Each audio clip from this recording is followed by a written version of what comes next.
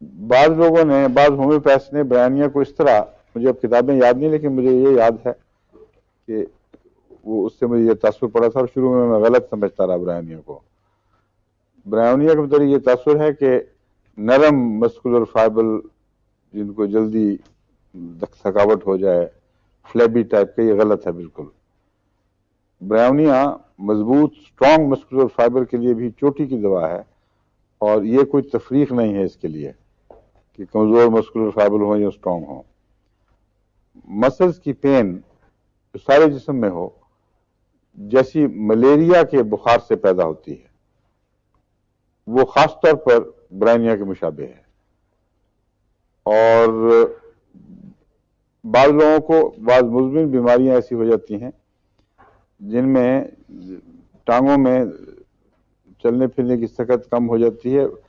عام کمزوری نہیں ہوتی ان میں، لیکن کچھ عرصے کے بعد یوں لگتا ہے چلنے سے کہ بھاری ہو گیا جسم، اور ٹانگوں میں وہ جان نہیں رہی، اور وہی بھاری پن پھر درد میں تبدیل ہو جاتا ہے.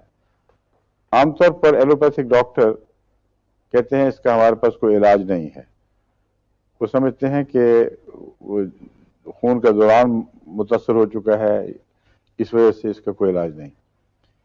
ایسے کیسز میں برائنیا بہت اچھی دوا ہے. اگر یہ ایسے مریضوں کو ملتی رہے تو ان کو مستقل دیتے رہنا چاہیے. یہ ایسی دوا نہیں ہے جو مستقل ٹھیک کر دے گی، لیکن اس کا تعلق لمبی بیماریوں سے تو ہے، لیکن اثر لمبا نہیں چلتا، اس لیے اس کو بار بار دینا پڑتا ہے. ایک اور دوا ہے جس کو اس میں یاد رکھنا چاہیے ایسی بیماریوں میں، وہ جو عورتوں کو بیماری ہوئی تھی نا، وائٹ لیگ، بچے کی پیدائش کے بعد ٹانگ پھول جاتی ہے، کیونکہ غالباً کوئی کلاٹ بنتا ہے اور وہ آگے خون کا دوران ختم کر دیتا ہے تو ٹانگیں پھول جاتی ہیں. بعض کرونک مریض ایسے ہیں جن کا کبھی کوئی علاج نہیں ہو سکا، اور ایسی خواتین بیچاری کافی ڈسیبل ہو جاتی ہیں. ان میں بلوش رنگ اور بلو اینڈ بلیک اسپاٹس ٹانگوں پر ظاہر ہونے شروع ہو جاتے ہیں. بعض جگہ ٹانگوں پر جالا سا بن جاتا ہے جو تھریٹنگ سا پرپل کلر جالا ہے. تو پہلے اس کا میں نے کافی علاج کر کے دیکھا آرنیکا کے ذریعے، لیکن کام نہیں کیا، کیونکہ آرنیکا کے متعلق عام مشہور ہے کہ یہ کلاٹنگ کی ٹینڈنسی کو روکتی ہے. چوٹیں لگیں اور اس سے ایسی قسم کے داغ پیدا ہوں تو اس میں آرنیکا چوٹی کی دوا ہے، لیکن اس مرض میں آرنیکا نے کبھی فائدہ نہیں دیا. پھر میں نے جب ایسکولس کی اسٹڈی کی تو اس وقت سمجھ آئی کہ ایسکولس اس کے زیادہ قریب ہے. ایسکولس اس قسم کے یہ پائلز کے لیے، بواسیر کے لیے مفید ہے جس میں کرونیسٹی پائی جائے. اس میں کیا کہتے ہیں اس کو اردو میں، ہاد اور مزمن، ہاں مزمن طرز کی دوا ہے یہ. ایسے بلڈ کلاٹنگ نہ ہو، لیکن بلڈ میں گاڑھا پن اس قسم کا کہ بعض جگہ جا کے وہ ٹھہر کے سٹیل ہونا شروع ہو جاتا ہے، اور اس کی بواسیر کے موقع سٹیل موقع ہیں، وہ ریزالو نہیں کرتے. عام طور پر اگر کوئی پھوڑا ہو اور تو کچھ دیر کے بعد وہ شوخی دکھائے گا، تیز رنگ دے گا، پھر وہ ہلکا نیلا رنگ دکھانا شروع کرتا ہے، پرپل ہوتا ہے، اور پھر پیپ بن جاتی ہے اور وہ ریزالو ہو جاتا ہے. اگر ایسا پھوڑا ریزالو نہ ہو اور رنگ بھی نہ بدلے اس کا فوری، تو اکثر وہ کینسرس ہوتا ہے. اس کا کینسرس علاج، کینسرس دواؤں سے علاج ہونا چاہیے.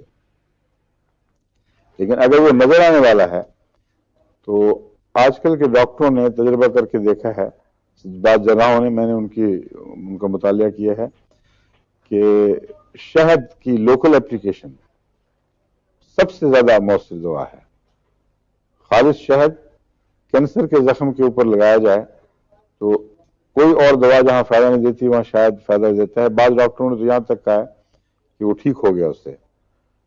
اب اللہ بہتر جانتا ہے کہ پھر کتنی دیر تک وہ ٹھیک رہا یا کیا ہوا، مگر اتنا نمایاں اثر رکھنے والی دوا جس کا قرآن میں بھی ذکر ہے اس کو ساتھ ملانا چاہیے اس موقع پر.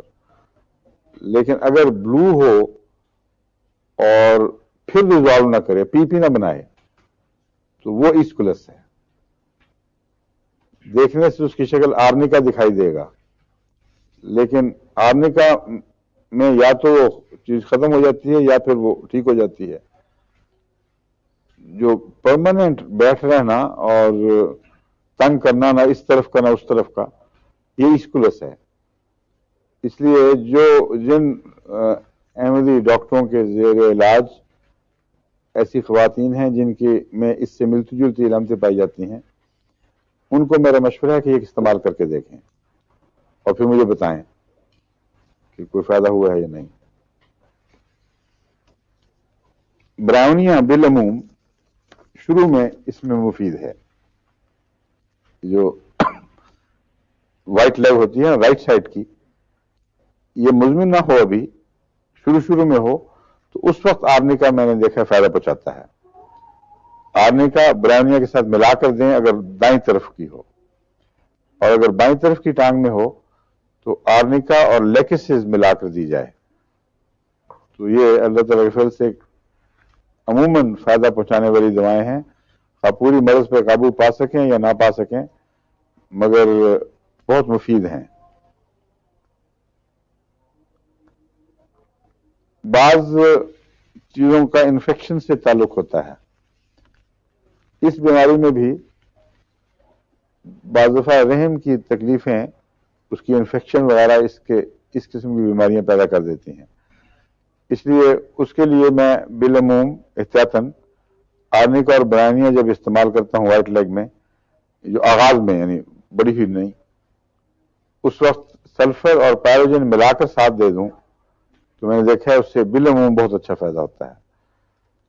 تو اب تو اس کے زیادہ تجربوں کے وقت نہیں رہے، مگر جب وقفے جدید میں تھا یا گھر پہ جب پریکٹس کیا کرتا تھا تو کثرت سے یہ مطلب نہیں کہ روز اتنے ہوتے تھے، ایسے مریض ہوتے کم ہیں، مگر پھر بھی جتنے ہوا کرتے تھے آیا کرتے تھے سامنے.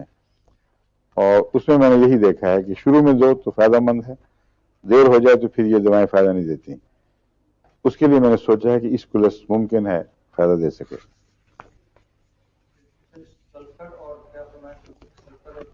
سلفر اور پیروجنم پرسوتی بخاروں میں نے بتایا تھا نا آپ کو کہ سلفر اور پیروجنم چوٹی کا نسخہ ہے. اور جو کرونک انفیکشن سیپٹیسیمیا ریم کے اندر پایا جائے، اس کا ان دواؤں کے بغیر انسان شروع بھی نہیں کر سکتا، ذہن میں اور کچھ آتی ہی نہیں. سب سے پہلے یہ دوائیں دینی چاہیے. اس کا ایک پاپولر نسخہ جو ہومیوپیتھ میں مشہور ہے وہ ایکینیشیا کا استعمال ہے.